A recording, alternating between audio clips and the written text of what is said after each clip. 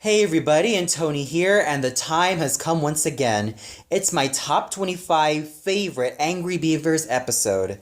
Now, before I get on with the main list, I'd also like to mention that there was a final episode that was supposed to be made called Bye Bye Beavers. Unfortunately, this episode did not air because this was also an interesting yet controversial episode, mostly because it had the Beavers realizing that their show was about to get canceled and was about to get the axed. And then we even have the show's main voice actors, Richard, Stephen Horvitz, and Nick Bakay, call each other by their real names. And, well, that's why it never really aired. Nickelodeon forbade this episode from being aired because it had a lot to do with the fourth wall jokes of what's going on behind the Nickelodeon studios. It is a real pity because, as people like to mention, Nickelodeon back in the days was very well known for being crazy, outlandish, and, well, basically the type of network that had its own sense of fun and didn't always play by the rules until, well, this happened, and it kind of was a pity. Now, with that said, let's get on with the main list. At number 25, we have Bummer of Love, which is also the debut episode of Tree Flower, who is a female beaver that either Norbert or Daggett fall in love with, but mostly Norbert.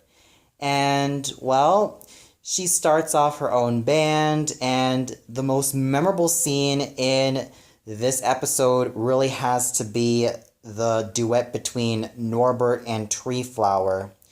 And it's just so catchy, and it's just so memorable that every time that Nickelodeon would play this song, it automatically got stuck in my head.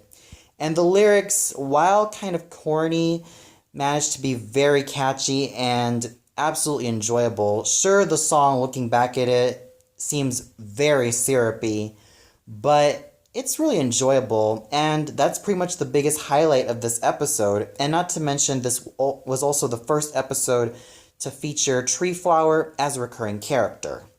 Number 24, we have Born to be Beavers, which is the very first episode of The Angry Beavers.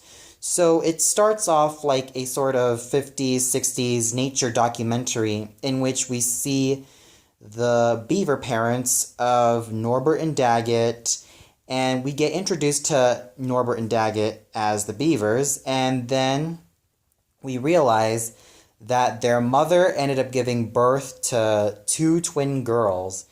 And, well, that means that since Norbert and Daggett are the first litter, and since Stacy and Chelsea are the second, they end up searching for a new home to call their own, and, well, this is what leads to the show itself, and what really leads these two to find their own place to call home, from going to a beach to all these different types of houses, and even trying to, like, have Norbert tell Daggett to just relax as everything is going to be okay.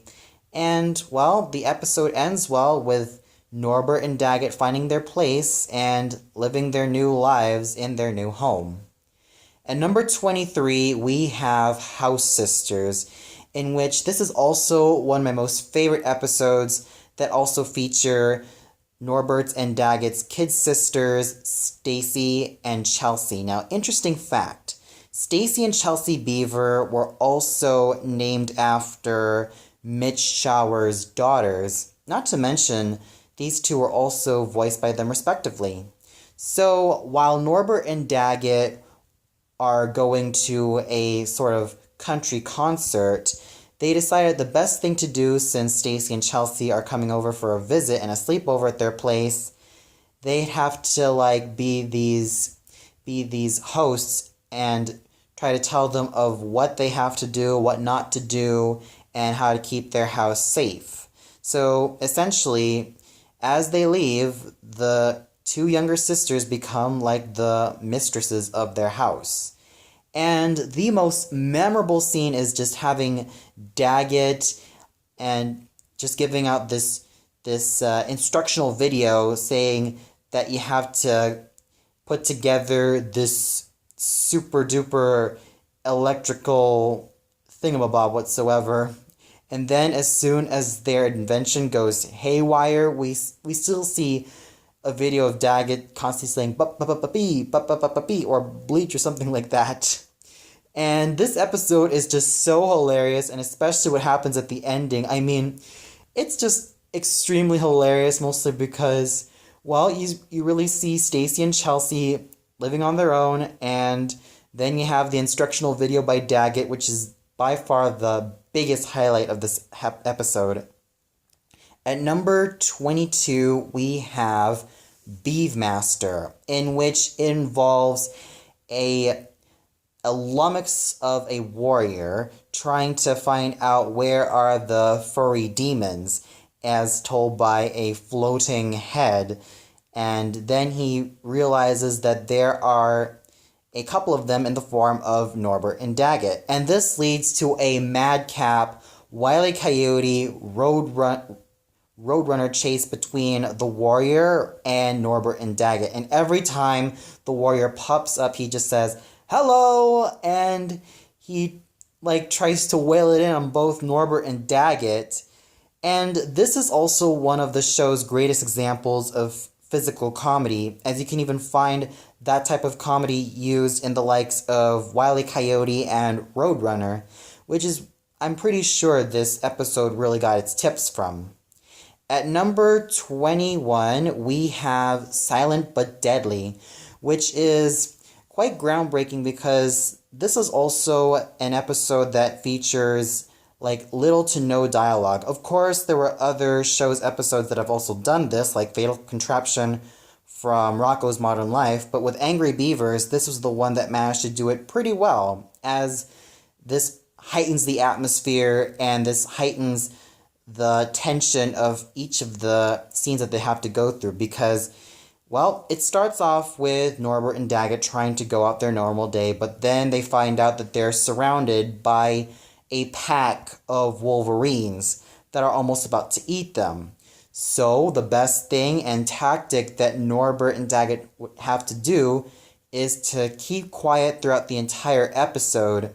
And this leads to a lot of moments where the comedies of, well, showing and not telling is shown. And this is definitely a great example of show, not tell. This is probably the funniest in its own special way because, well, of the minimal dialogue being used, or even the use of absolutely no dialogue, which really makes this episode all the more interesting.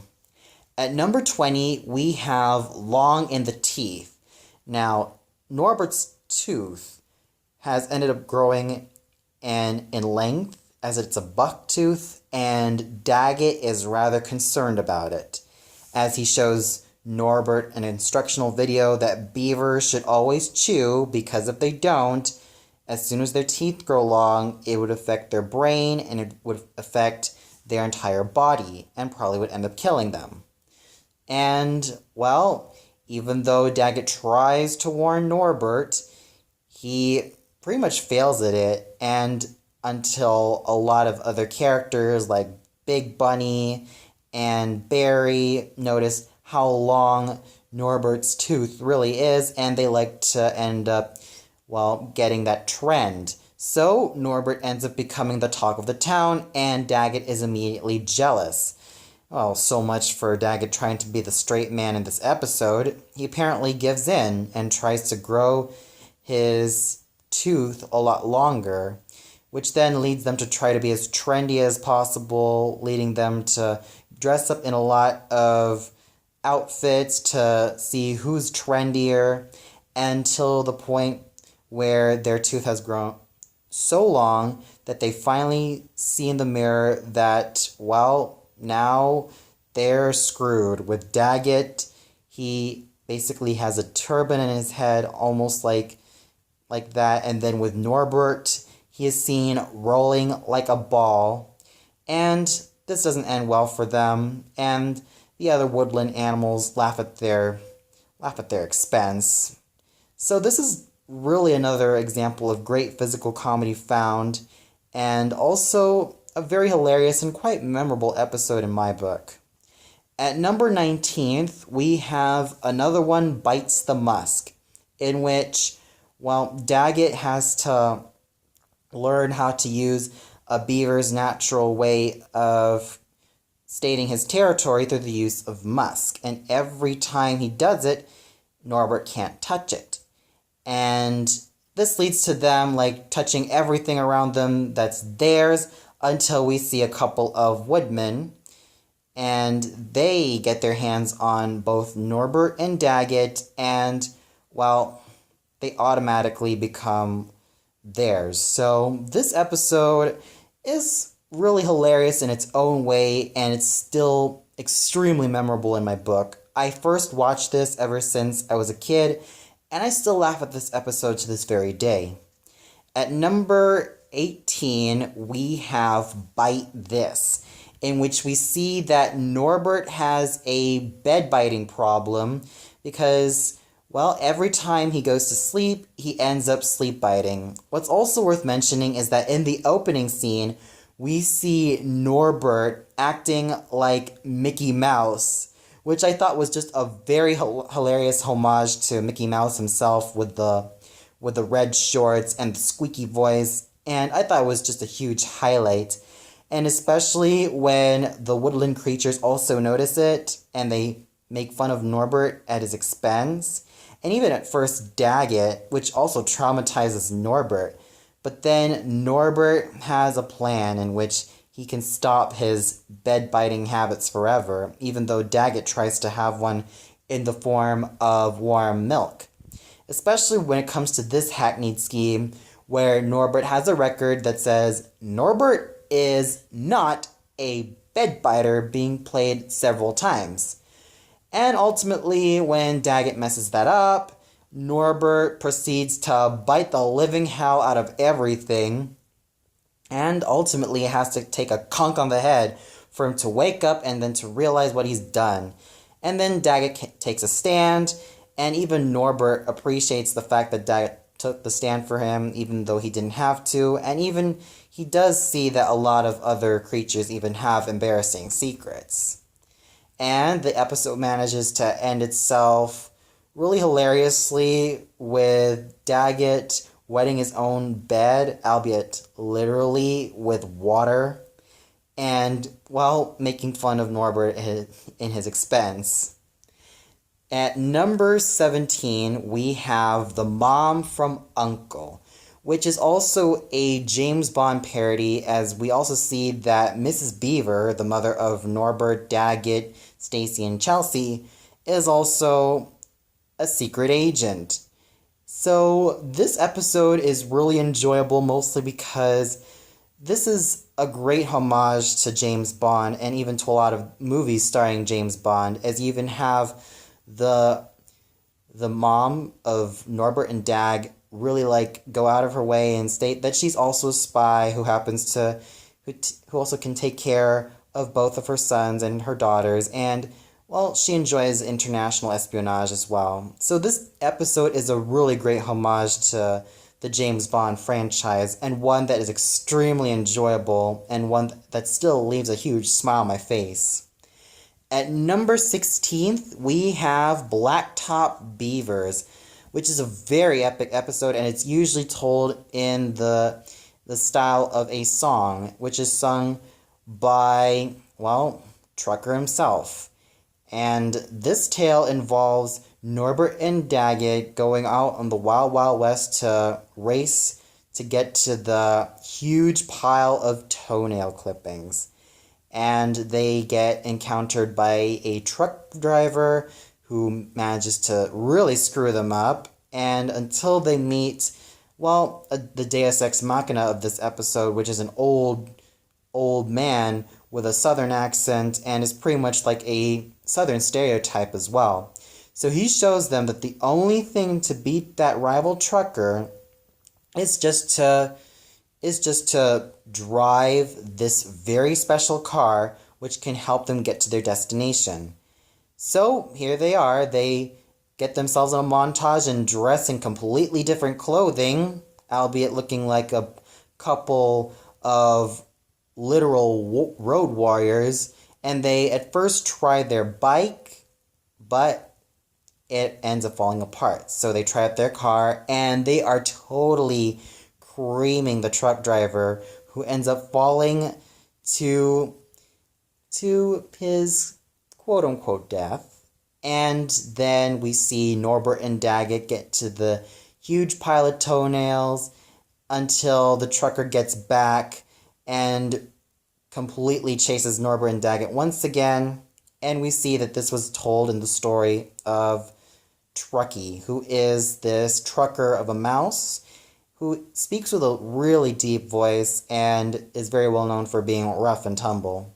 So this episode was really enjoyable in terms of how epic it was, and how it's also a homage to a lot of these ballads that are very well known when it comes to having a Western theme. At number 15, we have Sang 'Em High. This is absolutely hilarious, mostly because every time Daggett ends up supersizing, he sings this really hilarious song, I'm a stupid, stupid beaver, and he has this really effeminate voice that manages to sing and belt it out with the best of his capabilities. And every time Daggett feels insulted, he just bloats up and starts belting it out, which makes this episode really hilarious, and it just makes me have a great smile on my face every time I watch this episode over and over again. At number 14th, we have Spooky Spoots, which involves Norbert and Daggett getting themselves into the spirit world, only to be chased down by Scientist Number 1 and Pete.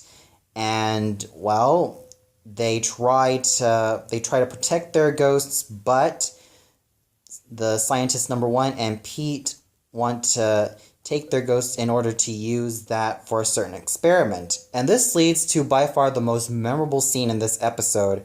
Pete plays a record in the tune of In the Hall of the Mountain King, and Scientist Number 1 starts singing, and he even traps each of the ghosts one by one in this container. So overall, this episode was really memorable for that scene alone, and every time I watched it, it just makes me feel all the more excited, especially considering that, man, Scientist Number 1 can really sing to the best of his abilities.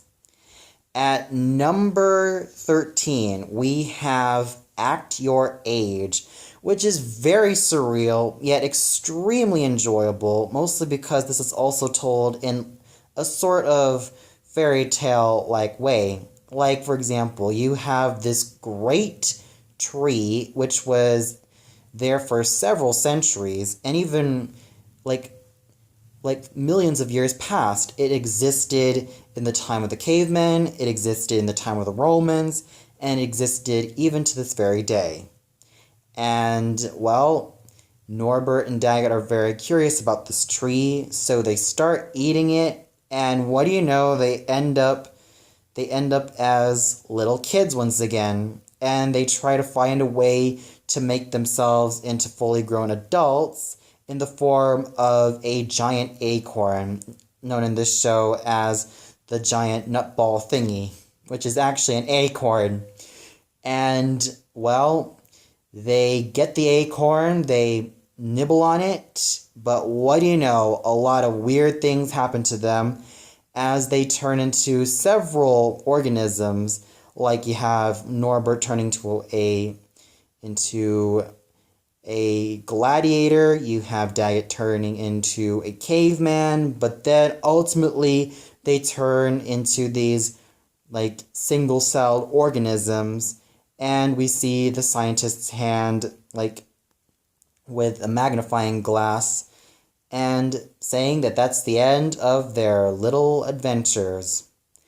And I thought that this episode was really hilarious, mostly because it was extremely surreal, and It really does make great use of the Fountain of Youth formula that can usually be found in a lot of other comedic cartoons.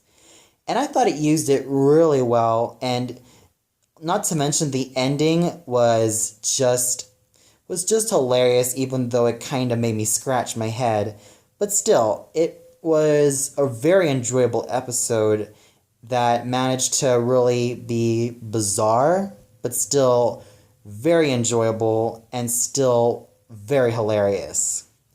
At number 12, we have Beach Beavers A Go Go, in which Norbert and Daggett don't really want to, want to avoid the winter and realize that, okay, the best thing that they can do is go to a beach, in which they do, and they have a lot of hijinks going on in the beach, and with them meeting a lot of sea creatures and a lot of other interesting characters and a lot of other interesting situations as well. And not to mention the catchiest song in all of Angry Beavers. Yeah, no surprise that Angry Beavers does have a lot of catchy songs.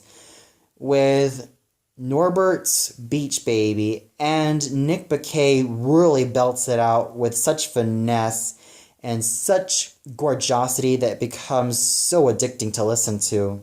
Not to mention the female backing vocals were also done by the likes of Michelle Nicastro, who you all know as Odette from The Swan Princess and even from her works on Xena Warrior Princess. I thought that was a very interesting cameo that Michelle Nicastro had.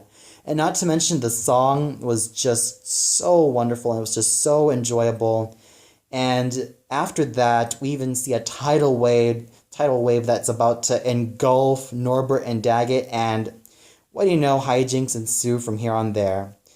So overall, this episode's most memorable highlight was the Beach Baby song sung by Norbert, which is one of the Angry Beaver songs that I've listened to for several times that's become sort of an earworm for me. A lot of Nicktoons songs were sort of like that growing up. At number 11, we have Food of the Clods, which is one of the most hilarious episodes, mostly because we see that Norbert and Daggett are staying up, watching a lot of these old monster movies, and they snack a lot, and because of the snacking that they do, Norbert ends up pretending that he is one of the characters in that movie that they're watching, which also concerns Daggett. And he constantly wonders what on earth is going on with Norbert. Norbert even doesn't know what on earth was going on because he wasn't really so aware of it until that one fateful night when there is a movie that involves a lot of these female Viking warriors from outer space, and then after Norbert snacks on them, he immediately becomes one of the female Vikings from outer space with that warrior cry, and he chases Daggett around the house with that. And I thought it was the most hilarious scene in this episode, and even to a lot of the entire episodes of the Angry Beavers, that scene alone was just so hilarious that I just kept laughing my ass off every single time I saw that scene. And Daggett realizing they has to do one thing, like fight fire with fire, and that means eat a lot of snack foods, fall asleep, and then, well, tune into any program, and then he starts tuning into this hair commercial in which he turns into this jiving, jitterbugging gentleman who wants to dance with this Viking warrior woman. And then we even get to see something even more surreal. Like, we even see Norbert and Daggett in the screen eating off the quote-unquote lava with the Viking warrior women, succumbing to the fact that their power is almost gone. And then, well, Norbert and Daggett wake up and say that it's each other's fault, and then they tune into another early morning monster movie, which they feel that they're more than pooped about it already. So overall, Food of the Clods was a really hilarious episode that has kept me laughing my butt off even to this very day.